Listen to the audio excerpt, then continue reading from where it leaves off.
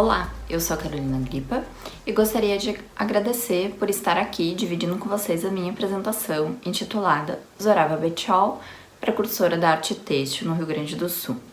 Essa apresentação é baseada em uma parte da minha pesquisa de mestrado que realizo desde o fim de 2018 sobre os artistas pioneiros da tapeçaria no Rio Grande do Sul. Zorava Betiol é uma artista que trabalha com diversas técnicas, como gravura, objetos, desenhos, pinturas, murais e tapeçaria.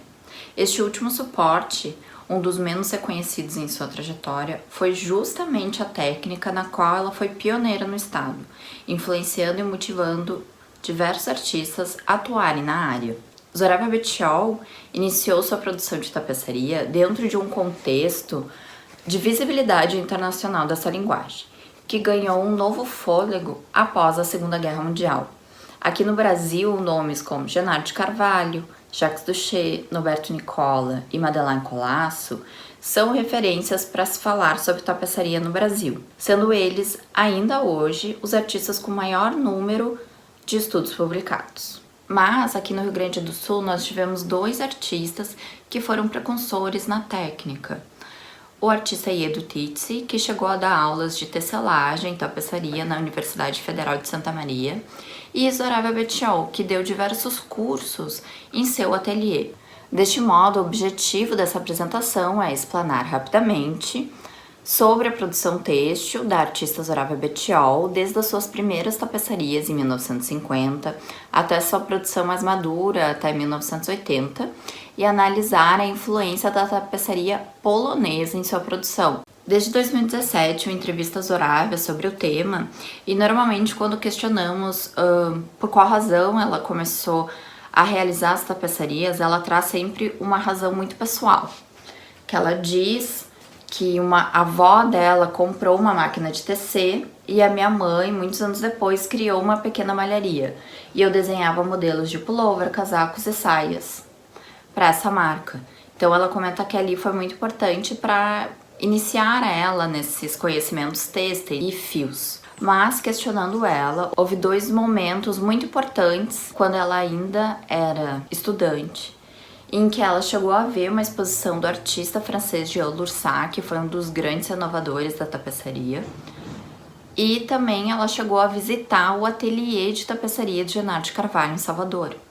Então ela teve, enquanto estudante, ela teve contato com dois exemplos super fortes de artistas que se utilizam da tapeçaria para a construção de suas obras. Então aqui nós temos a primeira tapeçaria da artista, que foi realizada em 1955, na técnica de bordado, a mesma utilizada por Genaro de Carvalho, e na qual nós conseguimos perceber, que prevaleceu a temática social que estava muito voga na década de 50. Zorava vai expor uma outra nessa técnica no primeiro Salão Pan-Americano de Arte, em 1958, junto à categoria das artes decorativas. Em 1960, Zorava explorou outra técnica de tapeçaria, a de recorte, que aprendeu com o artista Vasco Prado, que na época era seu marido. Com esses ensinamentos, Zorava posteriormente criou algumas soluções mais pessoais e desenvolveu em torno de 15 tapeçarias. A produção dessas tapeçarias de recorte se assemelham na temática nos desenhos de gravuras que Betiol realizou no mesmo período. Por isso coloco aqui a tapeçaria Manhã Ensolarada e a xilogravura Jardim Encantado 1, para nós notarmos que há semelhanças no tema, com a maneira de construção dos planos, a estilização geométrica das figuras e das folhagens são características da gravura e que ela passa para a construção de suas tapeçarias. Então, em 1968, com uma carreira já consolidada, Vasco Prado e Zorava Betiol recebem uma proposta de bolsas de estudos na Europa. E eles decidem, então, passar 7 meses na Polônia, onde Zorava Betiol vai aprender a tecer. E por que a Polônia, A partir de 1950 vai haver uma movimentação, principalmente na cidade de Varsóvia, em prol da tapeçaria. A Universidade de Belas Artes vai incluir aulas de tecelagem no departamento de artes e a Associação de Artistas Poloneses vão criar um laboratório experimental de tecelagem para dar um suporte aos artistas que querem aprender a técnica. Isso vai ter consequências na década de 60, que nós vamos ter uma geração de artistas têxteis ligados a esses dois locais, né? A universidade e ao laboratório experimental. Um exemplo é a artista Magdalena Abakanowicz, que é uma das artistas mais reconhecidas na área. Além de Magdalena Abakanowicz, terão outros artistas que vão mexer com a técnica e vai se criar o que ficou conhecido como a Escola Polonesa de Tapeçaria, que tem algumas características. Suas tapeçarias normalmente são abstratas, há uma grande experimentação no tear, principalmente em relação aos materiais e às formas. Os materiais são os mais diversos, elas começam a se utilizar de sisal, crina de cavalo, mistura com madeira, fios, enfim, uma variedade muito grande.